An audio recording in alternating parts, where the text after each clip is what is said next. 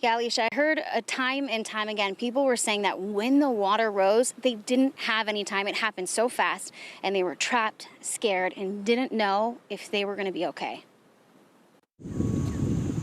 And the sun's not even shining in the house. It was just sitting there, waiting for me to pick it up. It's almost hard to figure out what exactly is piled up in Rich DiMattio's yard. No, none of this is mine at all. Tangles of tree limbs and debris surround his home in Hendersonville, North Carolina. They'd only lived here 2 months. That was so loud, the bridge had to go at the same time. When Hurricane Helene hit. Usually a small creek. It's about 4 foot wide and less than a foot deep.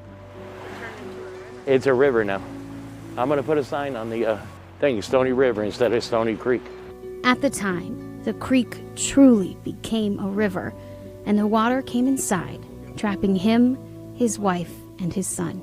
They'd started coming up through the air vents in the floor and got up to the counters, and we called our family and said goodbye. After that goodbye, they said a prayer. We thought it was over. It was done. And then the water came down. And it's a lot to process, and you would think after the fact it's hard to talk about. One of the first things he found and put up was his American flag. He served in the Navy for 8 years. It does. It means a lot. It means everything to me. Yep. In situations where pain and loss are everywhere, searching for meaning can feel like an insurmountable task.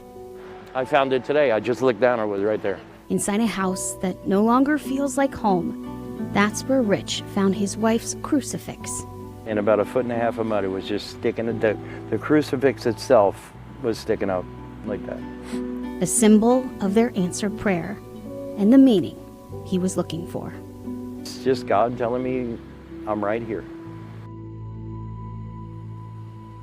So one thing that Rich said over and over again when we were talking with him is that, hey, all of this behind me, it can be replaced. We are alive. And as you heard, for a few minutes there, he wasn't sure if that was going to be the case. Alicia, it's tough.